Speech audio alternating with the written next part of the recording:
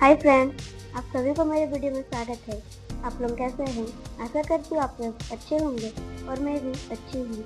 रोजाना की तरह आज भी मैं एक न्यू मेहंदी डिजाइन लेकर आई हूँ, साथ में एक शायरी भी लाई हूँ। चलिए शायरी शुरू करते हैं।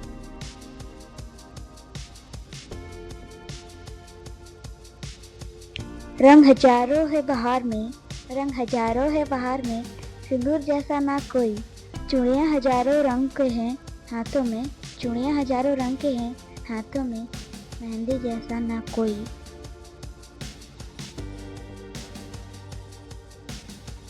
बातों बातों में सब कह दिया, कभी शायरी तो कभी मेहंदी बना लिया। सबको शुक्रिया जिसने जबार्ट को सब्सक्राइब कर लिया। Thank you.